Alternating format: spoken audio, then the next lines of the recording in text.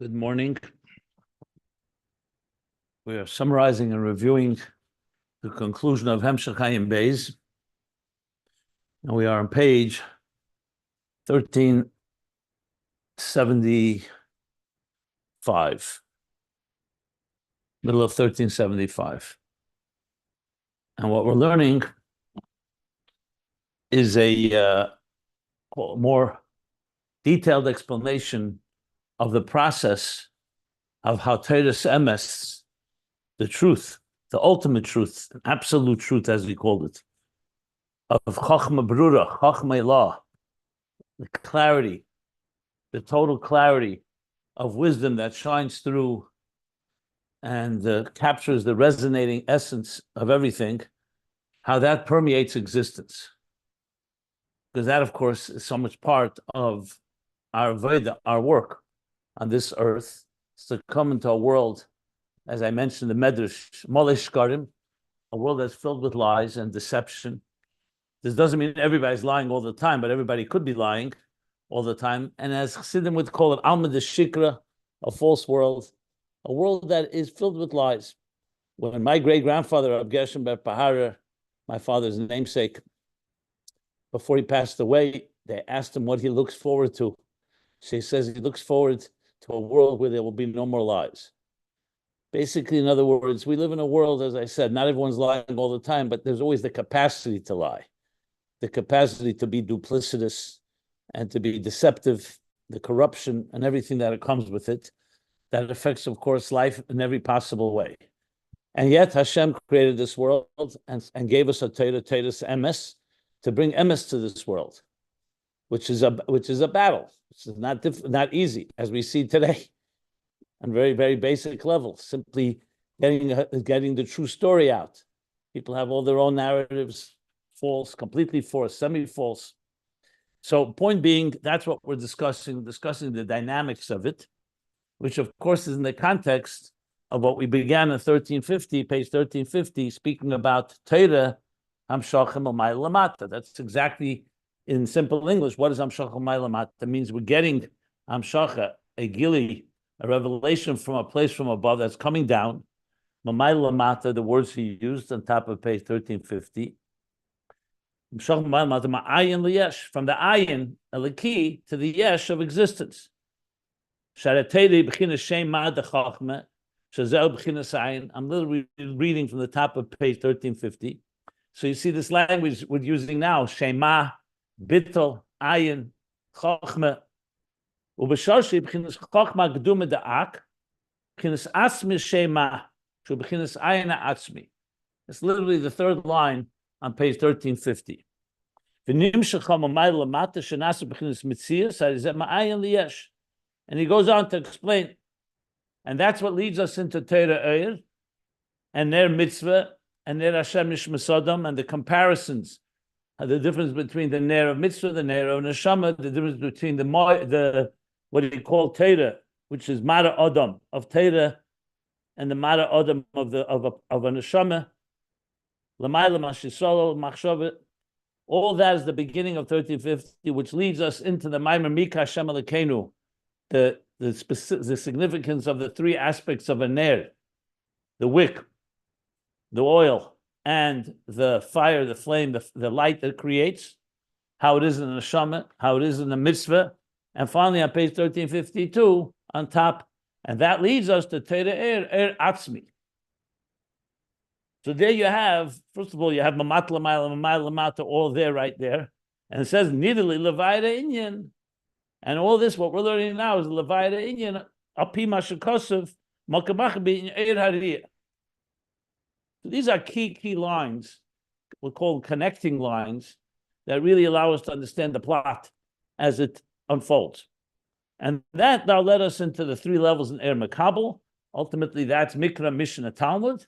And now we're going back to understanding, we're still coming to understand how Talmud is in contrast to Mishnah, the process of revealing this emes of Torah Eir in our dark and deceptive world. So that's in general terms. Specifically, what did we learn? That Torah is Teres Emes.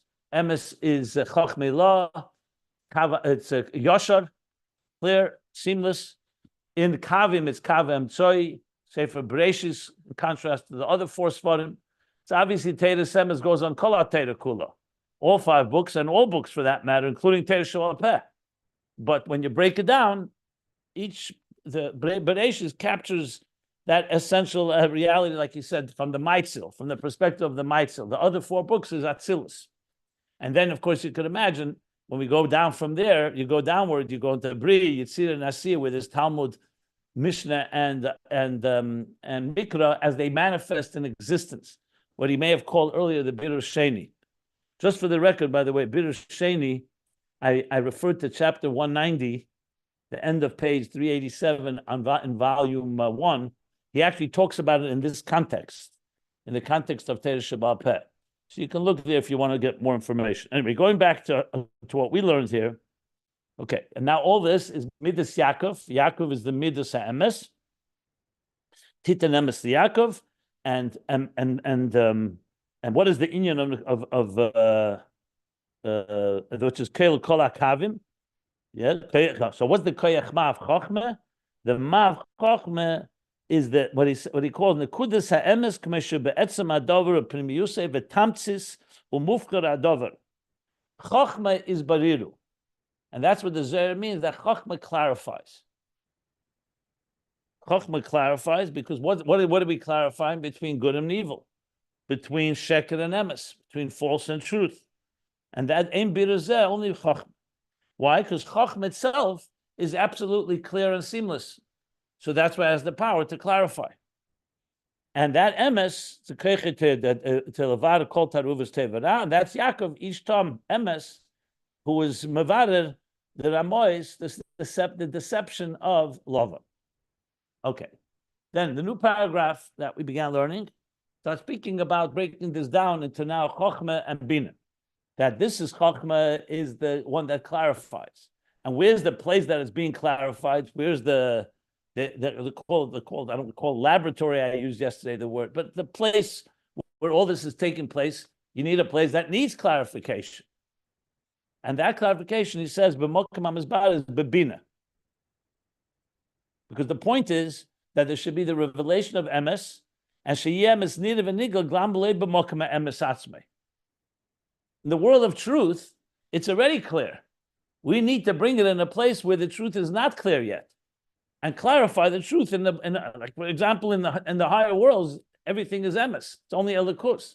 It's only in this world really that you really need it. But in the spheres, that's the level of Bina, as he explains.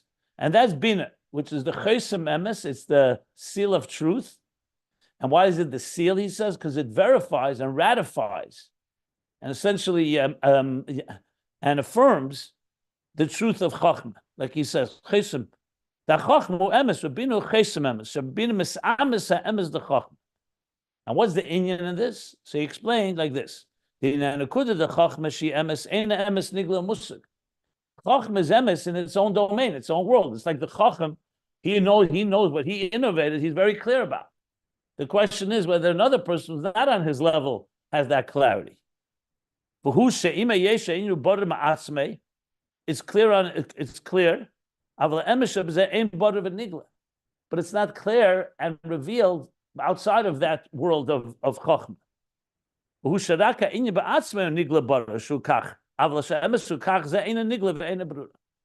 in other words, you have the inyan itself, a statement was made by the Chacham, but it hasn't been verified by those that are not clear yet. So therefore you have the inyan, but the emes of it is not yet revealed, and it's not mukhrich. It's not yet been proven to be absolutely true. That doesn't mean it isn't true. It just means it is in a world where there's yet lack of clarity. It's not nigla and eina mukhrich.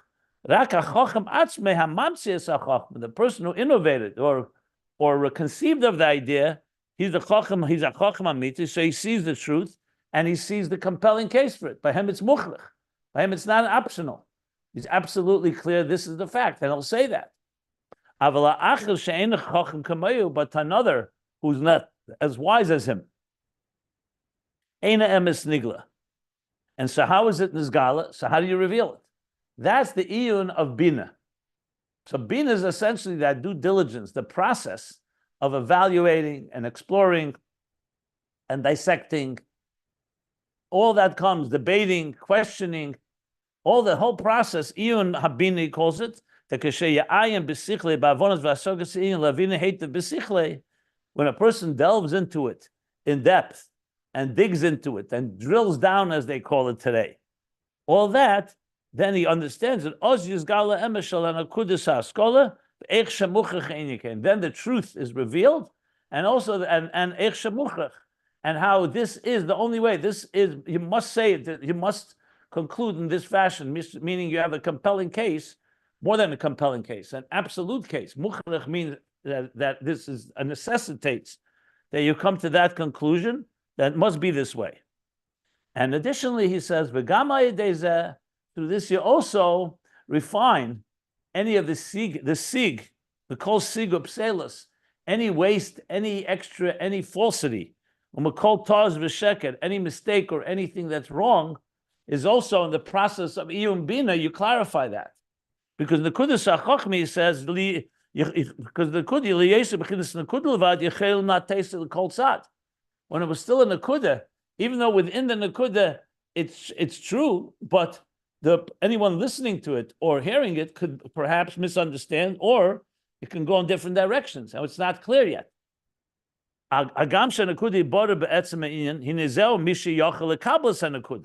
That's for someone who knows how to contain, who understands and appreciates that Nakuda, that kernel.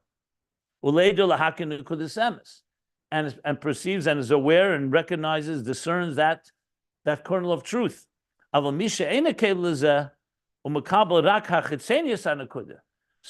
a keli for it yet, and he's only received the outer, just the expression, just the Nakuda itself, the outer aspect of it.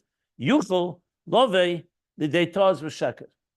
He can make a mistake, or even something that is false, that's wrong. And as such, it needs that clarification in Bina to ratify and to establish this truth. So that's the dynamics of Chachma and Bina, the Mavarid and the Mokama Mizbarid, and the process of how you get there. It's not finished, obviously, so we'll continue on right now. We're at middle of the page, parentheses, on page 1375.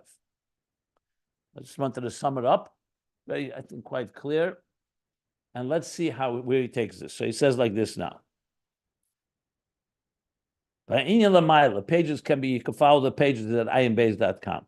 What is the Inyan Lamaila? Now remember, Lamaila means always usually on a higher spiritual realm. So it's what we learned is also Chachma Bina, it's also Lamaila. But he's going to explain it more in a more sublime level. So he says like this: the B'chinas HaChachma Me'erak B'Atzilus. Until now, Chachma and Bina, what we said, can be explained in the human terms as well. The human faculties, like I said, I've been using examples of contracts, business plans, proposals, all that works. The Chachma and Bina we've just discussed. But what is it, Lamaila, in the worlds of Atzilus and so on? Like he spoke earlier that there's the higher than Atzilus, there's Atzilus. So he says like this: the B'chinas HaChachma Me'erak B'Atzilus. Chachma radiates only in Atzilus. Remember, we said Chachma in its own domain, it's emes, but not necessarily outside of it. It needs to still be proven and established in a world that's not clear yet. So Atzilus, he says, that's the domain. The Abba Ilah Mekanna B'Atzilus, the expression that we find often in Chassidus and Ayin Beis as well, from Zohar. It says like this: Abba Mekanna B'Atzilus. Abba nests, Mekanna from the word kan, nests in Atzilus. It says Bina, Mekanana B'Krusaya. I'm mentioning it only because it's important in the context of everything we've learned, that the four main structures of the spheres, Chachma, Bina, Zah, and Malchus, they manifest, each one dominates in the four worlds. So Abba is an Atzilus, Chachma. Bina Krusaya it means Krusaya is the Kisei. Elam HaKisei is the world of the throne, Biy'a. Zah Mekanana B'Yetzirah, like we learned Chagas of the Mishnah, where's it nest in Yetzirah? And Malchus, Mekanano Be'asiyah. Sometimes it says Nihi, but it's not relevant to our discussion right now. So what do you see from this? That Chachma, even though Atzilus has 10 spheres, but its dominant sphere is Chachma in the context of the worlds. So therefore, that's Chachma on its own. Chachma Emes, the Chachma of Emes. The idea das who Akoros Emes, the Chachma b'chlolos Atzilus. And what he means by das here, I don't know if he wants to talk about das as a Chachma Bina das. He means that the perception, the understanding, is the recognition of Emes of Chachma b'chlolos Atzilus. But you could say he's talking about das because das is Hakara, is recognition. Das is resonance. But it's not so important here, the point whether it's Chachma, Bina, das, it's basically defining that world of Chachma of Atzilus. Close Atzilus. But Biy'a, that's Atzilus. But Biy'a, as we know, comes after the Parsa, after the partition, and Malchus descends into a lower world that's now called a Nivre, not a Netzal. Atzilus is still an emanation. We call it Elikus, as we've learned. Biy'a ain't a meir b'chinas ha'chachma. Commission is bar le'il. In Biy'a chachma, even though there's chachma of Biy'a, but he's talking here chachma in its full glory, meaning chachma unfiltered as it is in Biy'a, in Atzilus, is not meir in Biy'a. U'mashenimsa b'chinas ha'chachma b'Biy'a, and the fact that we find chachma in Biy'a, like I just mentioned, hurak ha'orach chitzenis levad. It's only an outer reflection. Like he said before, Nakuda, the Chitzenis HaNakuda. Like when we talk about two Chachamim, so one person is able to see within the Nakuda, he could see that's someone that comes like from Atzilus. But someone that is in Biy'a, it's only Ha'arech Chitzenis Levad of Chachma, Ubina Mavadara Birurim, L'tzedech HaBriya, the Imeilah, Mekanna B'Kursaya. So how do you clarify, how do you find an emes and clarity in a world that initially doesn't have that clarity? That's Bina. Bina clarifies. Birurim. It goes through the process. And for what purpose? For Biy'a. Because Biy'a is mekanana nes in Biy'a. Bina nes, the Imeilah, the supernal Ima, mother, nes in Biy'a. So Biy'a is essentially the process of Bina, the process of clarifying that emes. So that's what he just described in the Ilm Salyenim, what he calls Lamaila. Good. Back to the text itself, outside the parentheses, he continues, Vanakuda atzma eina mekabela shinui.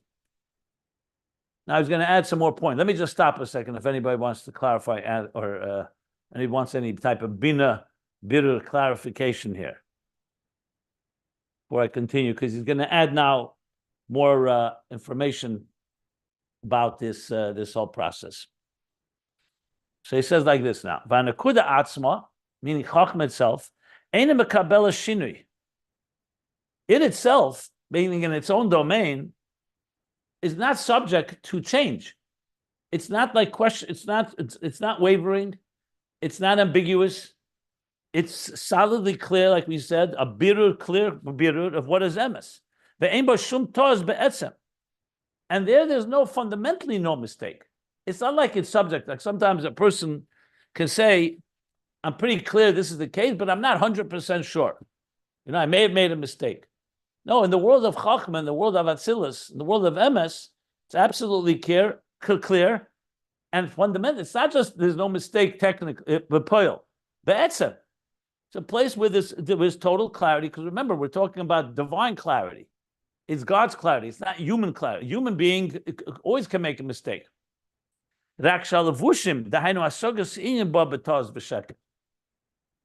So he's saying that when this process is taking place, Bina is clarifying, the Chachma remains intact. It doesn't affect the Chachma, but it's only in the world of Chachma. But the Levushim, meaning how that Chachma manifests in garments, let's go back to that Chacham who said a Nakuda. You have a Chacham who said a certain point. He said it before his students. So the student that gets it, like he said before. But everybody else is coming down into Levushim of Asoga. And they may not get that clarity that Chachma has.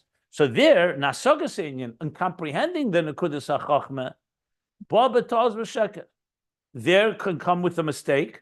He says Ba, he doesn't say it could, he just says it does. B'taz with an error and a Sheker. Now, the difference between Taz and Sheker is obvious. Taz is a mistake, Sheker is false.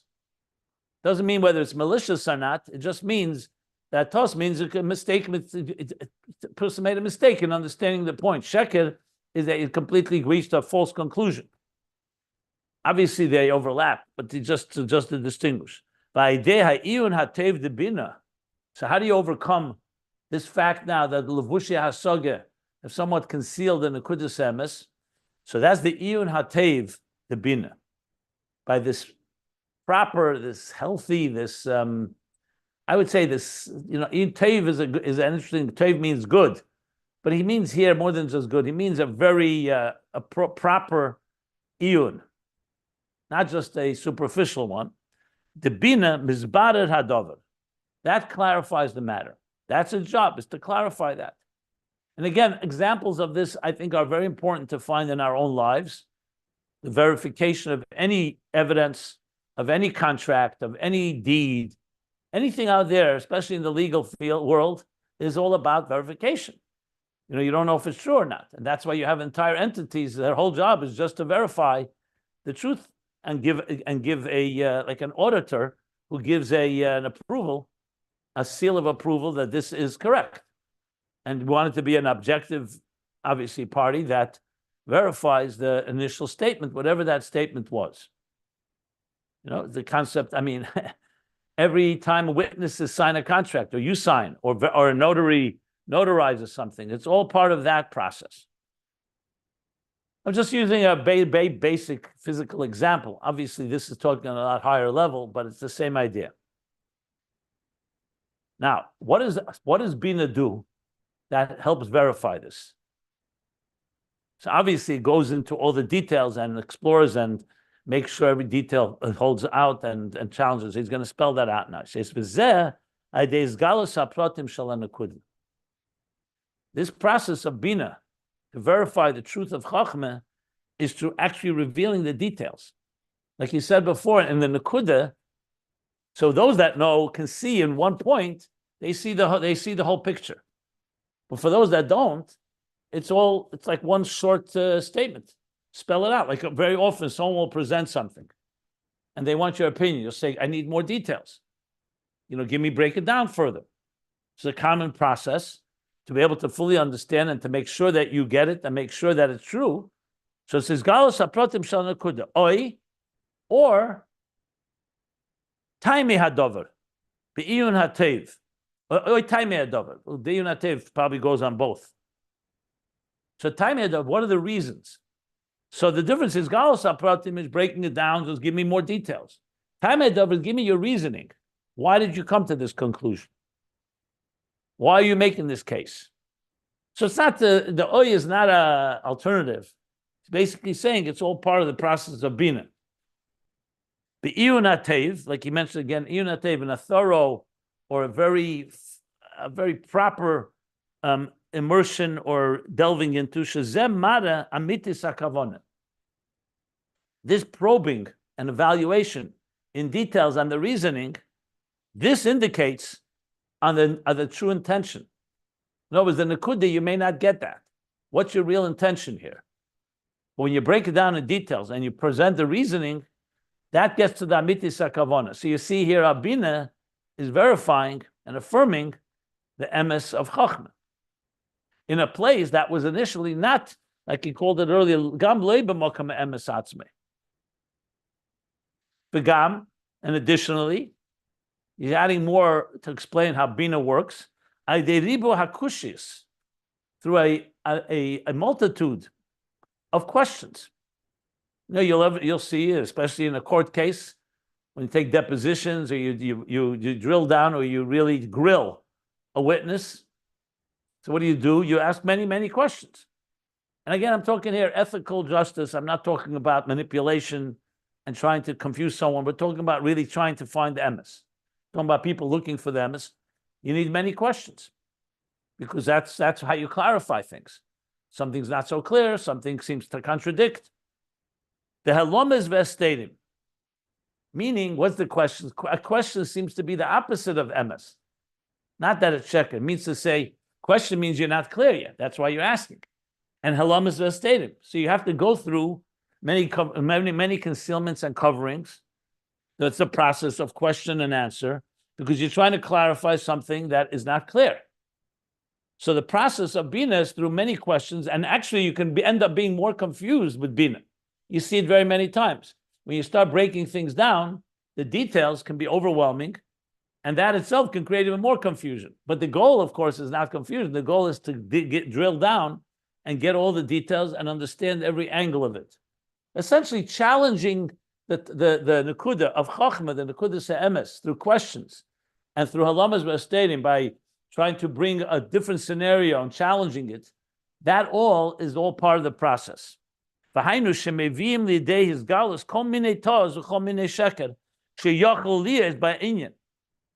are you doing through all these questions and through these Halamas B'Asteirim, so-called challenging the topic? You're revealing, you're bringing to light, that would be the good word here, all the possible mistakes and falsities. In the Nakuda Chachma, for the person who knows the truth, he knows it. But for everyone else, there can be many misunderstandings and mistakes. So the question, the whole process of this due diligence, this process of cross-examination, for lack of a better word, and trying to clarify, is actually also revealing. Remember, he said before, kol sig upselis. A part of it is to reveal every possible mistake, and sheker sheyachal izbein umisra umisgala emes. In order to reveal, to indicate, and misgala to reveal, the truth should emerge from it all.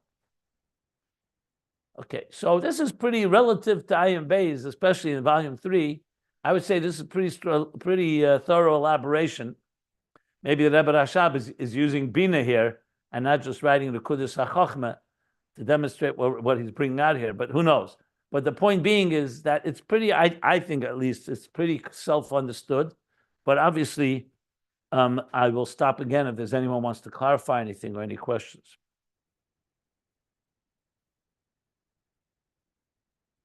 Okay, continuing right along. And during this process of discovery, maybe that's another word we could use here. This process of discovery and evaluation, all that goes with it, and clarification, while you're in the process and you haven't come to a conclusion yet, not come like you have a verdict where you have your concluding conclusions. The Salmus is increasingly greater. Like I said before, you start asking questions, you're pouring on the questions. If someone who doesn't understand the process, they think that what you're doing is actually making more confusion. But you're not, because what you're doing is trying to get to the bottom of it. So you have to ask questions. And again, the intention is here finding the truth. So in the process, his Salmus Biy'a. He Biy'a. The beribe hakushis bastiris ukahai gavna, because of the many questions and the contradictions and similar kahai gavna, meaning similar challenges. Hani misalam eira emes yeser. That process, during that process, the emes, the eira emes, is even more concealed, because someone listening to that says, "Wow, there's a question here. What's the answer?" And that's why afterwards you have to sift through it all to see what clarity you achieved. In other words, basically the paradox is the more you want that clarity, the more confusion, or confusion is maybe not the right word, the more questioning and challenges are necessary to get to clarity. And then you know that you actually got to it, because the whole point here is to verify it. To just accept it at the word of the Chacham who says, I know this is absolutely true, okay, you know. But if you want us to know, and you want the world that's outside of the world of pure emes, the world outside of Atzilus, to know, there you have to have no choice, but you have to go through questions and challenges and contradictions and this whole discovery process that he's been describing. But dafke through this questioning and through these challenges and through the halamas v'asteirim,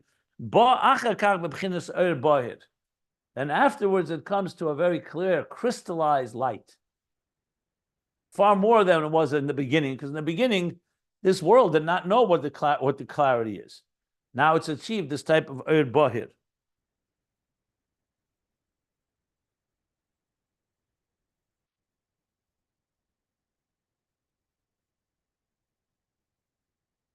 Okay.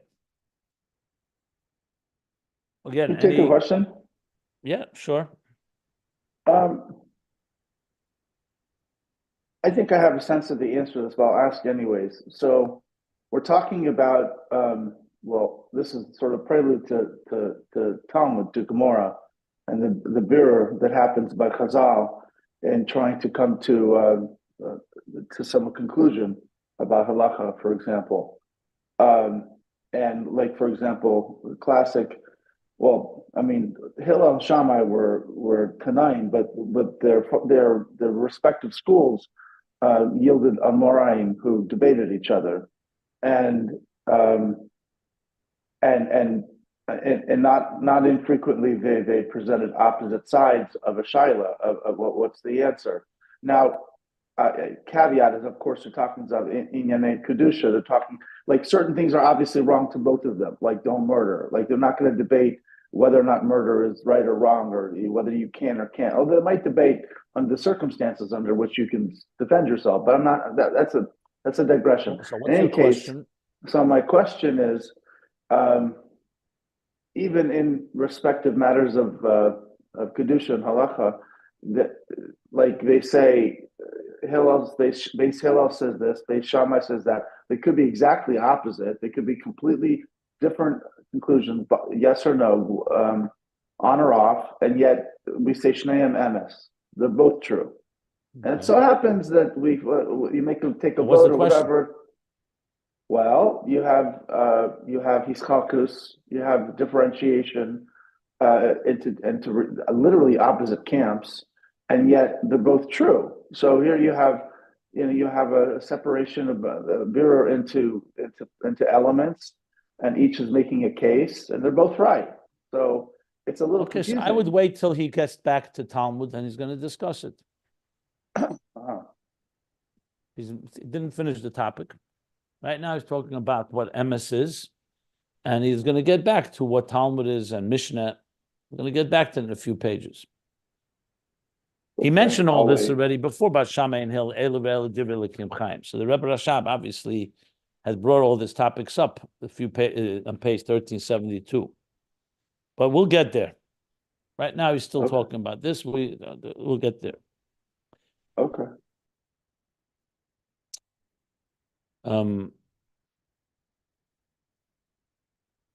V'zehu, now he's going back to concluding what he started at the beginning of the paragraph. Remember he said, Mokim hamizbarer hu b'bina. And he explained why. Because in Chochmah,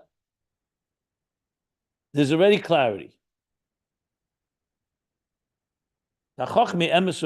He said that earlier. He said when he said the beginning of the topic, he said, so in Chochmah there's emes. So that's why the birur is happening in Bina.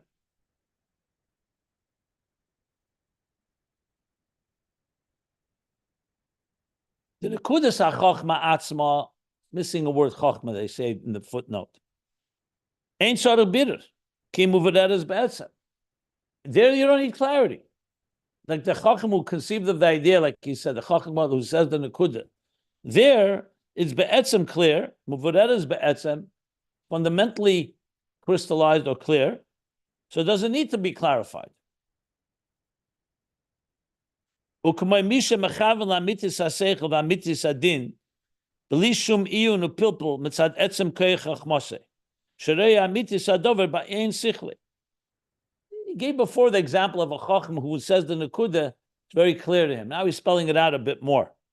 Someone who's on that level that is mechaven, he's aligned to the mitis ha'seichel, mitis ha'din, without iyun nepilpul.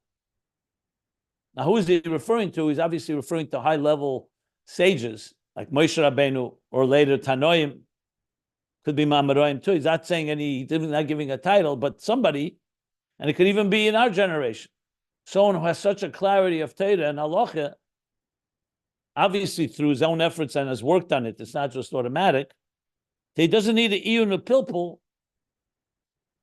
Like you'll sometimes go to a Rav who's more of a novice, who's just a new Rav, and you ask him a shayla, he's going to have to sit down with the books and look through it.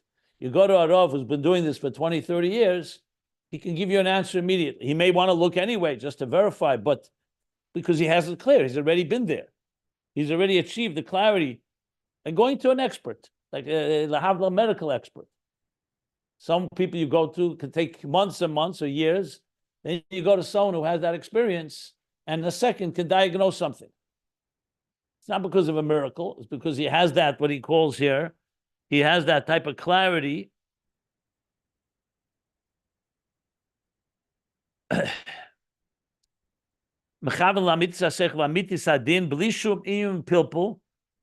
why is that? Due to the very sheer power of his chachma, of his wisdom. He sees the truth of it with the eye of his mind. So the people that have that type of either brilliance or clarity without iyun pilpul. So a person like that, by him it's butter. It's clear. That's not the mokamam is butter. That's not Bina. That's the world of chachma. Rak ba'asogas. So the essential idea that he's saying here, he said before, but he's just saying it in the different words, it looks like to me. Probably adding some points. But in the comprehension of the idea, we're not talking about that initial clarity. In comprehending what he called before the levushim, meaning now we're talking about an awareness that's on the level of the comprehension of Bina. You don't have that total, that absolute clarity of Chachma. You need to have that clarification to arrive and to come to the truth. Because it's possible on that level of Bina to come to make a mistake, and it should not be aligned to the truth at all, as you see happening all the time. There are people who are machaven due to the fact where their level is, and they're those that make a mistake. But tzorich is b'zeh birur kanal, and you need to have clarification kanal, like we said. You need that birur, that iyun teiv that he called before with Bina. Now you could ask what was added in the last few lines that were not said earlier. I'm not sure. Doesn't matter. From my point of view, the more the Rebbe Rashab writes, the better. Because even if he's reviewing or summing up or repeating, it's fine. And I don't think we need to necessarily understand what he's just. But the point is clear. So what do we got to arrive from all this? That through this discovery, through this process of questions and answers, the whole process that he called before the Bina process, through the bottom line is the Eira Emes emerges, the light of truth, how it is the Etzem in the Etzem Nekudas HaChachma. However, the Chiddush is now it's in a world that was not clear before. Now, Chachma is clear, that's by Kamash, that's not a Chiddush. Chachma is clear from the outset. Here you brought that clarity into a world which initially was not clear, could have even been a mistake and even false. And now he's going to say, not only is it clear like it is in Chachma, there's something that's added. What does Bina add to Chachma? That's the next section. How Bina adds something to it all. And then, as I said, he's going to continue for another little more than a page. And then on page 1377, we're going to go back to Teresh B'Ksav and Teresh B'Al Peh, explain that based on what we learned here. And that will go back to Mishnah and Talmud and Mikra for that matter as well. So unless there are questions, we can continue. The Yesh Yisra and Godel, there's a great advantage, great achievement. Yisra is a quality, great quality. In this birur that we've been discussing, that verifies and ratifies and affirms the truth of the Nekudas HaChachma.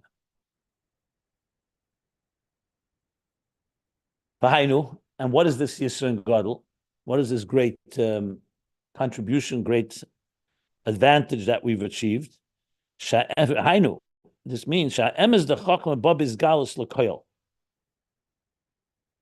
that the truth of Chachma has now been revealed to everyone, not just to the individual who knew it, or to those that know it, but to everyone. Ve'ech, and he keeps repeating both things, that the emes is revealed, and ech shemuchrach, not just revealed, but that it's absolutely, that this is the absolute only conclusion.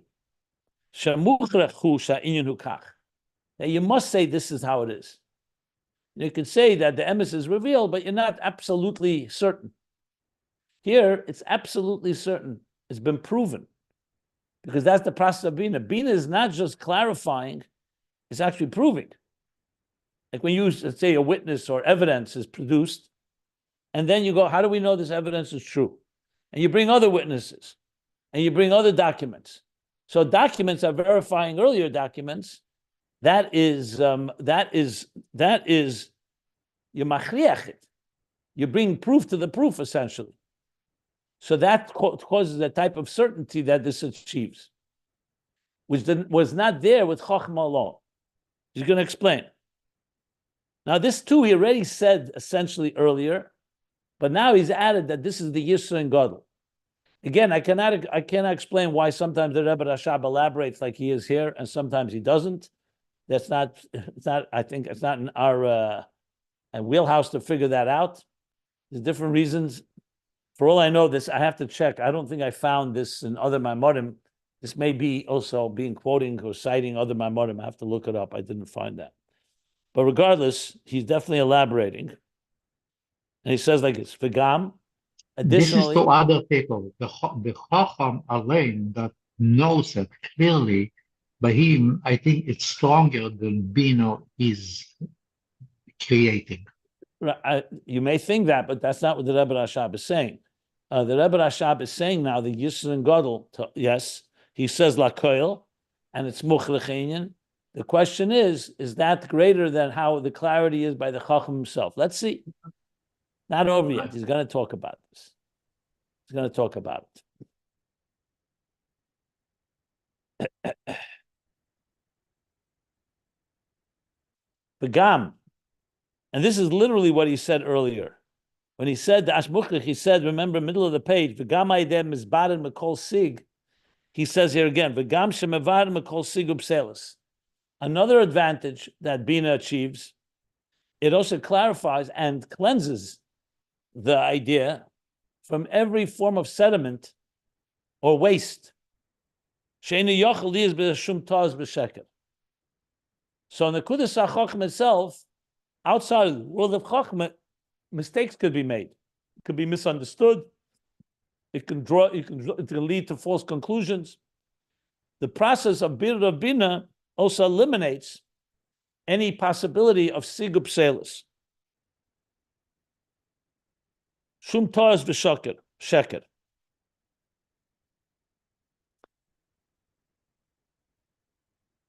The more I read it, the more it feels like that this is coming from another mimer, at least some of the Nakudas, because I see in the parentheses, it sounds to me like the Rebbe Rashab is explaining a text. That's just, it sounds to me like that. I have to look it up. Let's see if I can find it. V'Hataz v'Apselis, he says down the parentheses. The mistake in this, what we call pselis, like waste. Well, pselis is a word that you use when you're, let's say, you're cleaning out you're pitting a fruit. You're taking out the pits. You're taking out the sediment. You're taking out the waste. That's the physical process of birur hapselis. In halacha, that's what birur is called, birurim hashabbos. You're not allowed to do that. You're not allowed to separate. And in here, we're talking about birur and seichel. So birur and seichel means removing the mistakes, the possible mistakes, the possible misunderstandings, clarifying everything. Like the lawyers can verify this, that when a contract is written, it has to be airtight. Can't leave room for any misunderstanding of anything. So every word is dissected, every word is poured over to make sure that, and every qualification you see in any good contract, everything is addressed. So it doesn't have any. He says, "V'raytos v'apselis ba'asoga loy be'esem hanakuda canal." Said this earlier as well. This tos apselis is not in the etzem hanakuda of chachma. That's not the problem. That's the Nakuda Chachma, everything is clear. The problem is outside of that, the understanding of that Nakuda. So you hear a brilliant teacher say something in short, like let's say in the Mishnah. And there it's clear, for him it's clear, for those that understand it, it's clear. The hasag of it, the comprehension, someone listening and only gets the chitzenius and Nakuda like we learned earlier, the levushim, that's where you can have Toras Pselis. Just making sure that it's not the pshat that the Chochmah has Toras Pselis. It's in the understanding of it can have Toras Pselis, and the process of Bina is to make sure that it removes any of such possibilities. Nevertheless, and the Rebbe Rashab is analyzing this even further, nevertheless, the misunderstanding is from the Nakuda. Meaning, the Nakuda was misunderstood. Not that the Nakuda is not clear, but the Hasaga in the Nakuda, what's happening when someone misunderstands what the Chacham said in that Nakuda, misunderstands. What's he doing? He's taking the Nakuda and misdirecting it. It's like you'll find very often that someone, let's say the leader gives a command, Kudas HaChachma, and someone misunderstood what he said. I actually just saw the other day, it settled from the Rebbe. Someone wrote, the Rebbe came up with, the Rebbe suggested a certain idea, and someone wrote out a plan to the Rebbe, and the Rebbe writes right away, I didn't mean anything, what you suggesting, I didn't at all intend. So he misunderstood what was said, and it was clarified, fine, corrected. So the point is that you can hijack, so to speak, and misdirect the Nakuda, like a fiamis, and he goes in a crooked way. In other words, he's going off the reservation, essentially, going off the path. Al Yedeha, even the Bina, top of the next page, 1376, through the immersion and the delving into Bina, Mizbarer HaSoga. This HaSoga, where there can be a mistake, gets clarified. And that's the Chiddush of Bina. That initially there could have been a mistake, and it could have gone off course. And the Birur achieves that now you made sure that it should not be capable of going the wrong direction. So all this is the Yisrin Gadol of Bina over Chachma. Now, when Bina over Chachma, like Shlomo pointed out, we haven't yet established whether it's greater than Chachma within itself, but it's definitely a Chiddush because Chachma did not achieve this. The original Chacham, who had that clarity, until the process of Bina took place, that clarity was not there except within his own domain, only within Atzilus. What about it within Biy'a? Bina goes into a world where it's capable of making mistakes and capable of what he said before, all the different desig and the pselis and all that comes with it. And nevertheless, establishing that even in that world, it should be total clarity like it is in the Kudus HaChachma. So essentially three things he said, if you break it down, Yisrin Gadol, that it is reveals the truth to all, it makes it compelling and certainty that there's no other possibility, muchrach, and finally eliminates the possibility of any mistake or any misguided or any misdirected intention. Those are the things that he just said.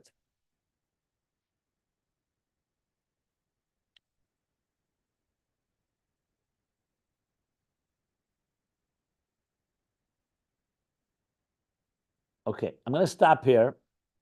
There's yet another parenthesis that continues this point. As I said, another page until the end of the paragraph on the next page, 1377, is going to continue this Chochma Bina discussion, and we'll learn some new points, a lot of new points.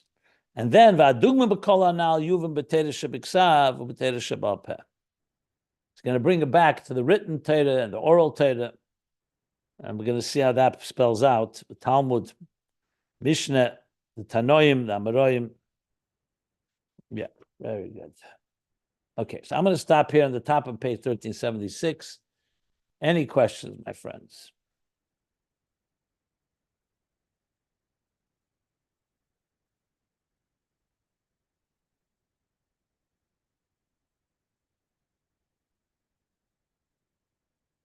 As I said, I do want to go back to the Mittler Rebbe's Maimer, Mika Hashem Elokeinu, because I think there are some points there that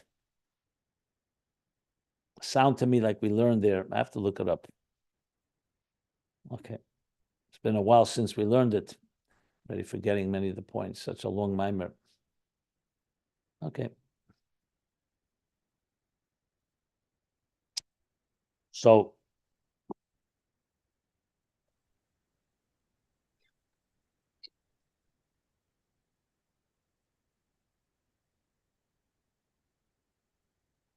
I just want to comment concerning the whole issue we are studying about. It made me very exciting how we can trace this learning, this particular Torah enlightenment, how they spilled out for a civil justice system. When we are talking about all this discussion through Bina and finished as a pretty clear concept. You know, this expression in civil justice, beyond the reasonable doubts, I think it exactly came from this particular learning. And another thing is that spill out for our justice system that was, you taught us yesterday when you said that the justice is supposed to be with integrity. It's also borrowed from Torah study. I believe it's very, very interesting in a way that even the civil justice system build on these particular directions. well, point well taken. That's a good point. We have a civil servant here with us, our resident attorney, Rabbi Yitzchak. Maybe there's others on the group, I'm not sure. I mean, I might reframe what Ira said. Not that she's wrong, but that these principles of proving something and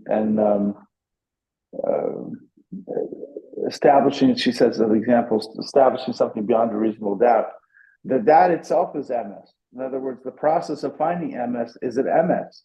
So other fields of study can come to this conclusion that this is the process by which MS is revealed, is an MS itself. And so it's not to say that the civil justice standards come dafka from what we're learning here per se, but they, in a sense, they're an example, they're an offshoot, they're a child of MS. Meaning MS resonates everywhere. So if you want to get to the truth, then wisdom will dictate that this is the process by which you get there. It doesn't necessarily mean that it's derivative of this Chassidus, but rather Chassidus is saying when you have an emes, if you want to get emes, this is how you do it. And it so happens that oftentimes the secular world comes up with certain rules that enable us to understand things better, like science or whatever. But those rules are themselves the emes. It's the way the Eibishter created the world. So the process of Biy'a itself is an emes. And that's what we're learning here. I don't know. So just a different way of rephrasing what she said. I don't know. Okay.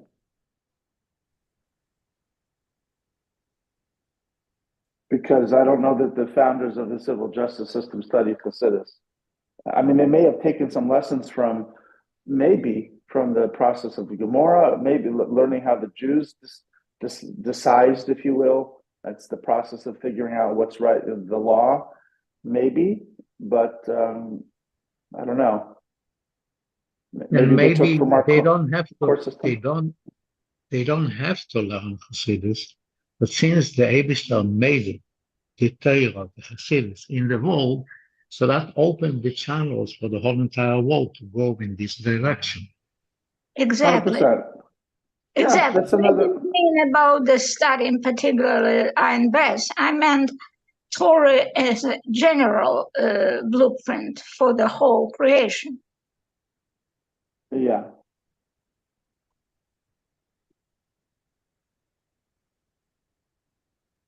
Yeah, absolutely. I mean, listen, I look at it this way. There's the truth of God, there's the truth of humans. You know, human beings are intelligent people, and many have, even without knowing Torah, have come to certain true conclusions. The Gemara says it, that had we not received the Torah, we would have learned tznius, modesty, from a cat. We would have come to certain civil and moral and ethical conclusions. Totally possible, people can do so. But now that you do have a Torah that's in the, let's call it, in the atmosphere, there's no question it's impacted people. Firstly, people who've come to learn it. I mean, there are entire books written. It's a great book called The Hebrew Republic that says the whole concept of democracy came once the King James Bible was translated into English and published by the Gutenberg Press in the 15th century. Then it exposed biblical ideas for the first time to the mainstream.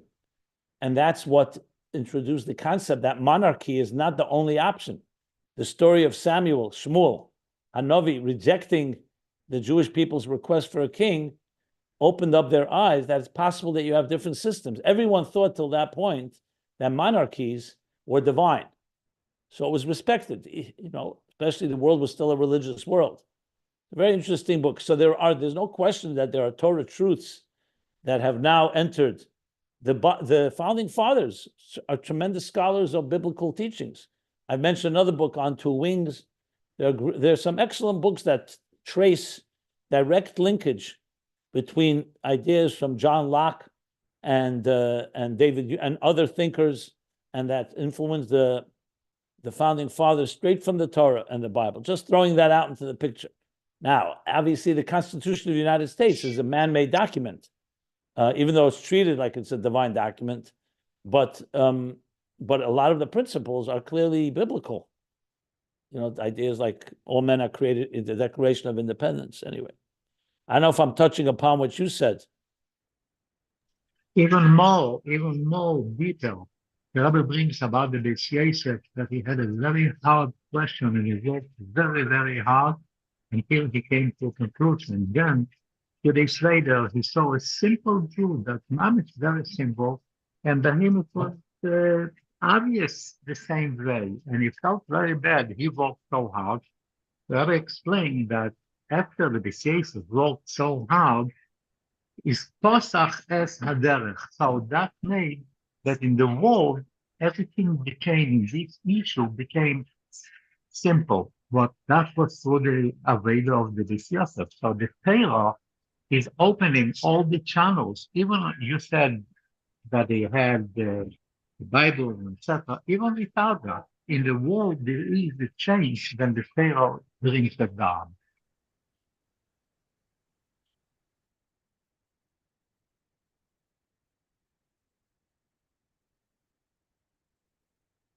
Yeah, correct.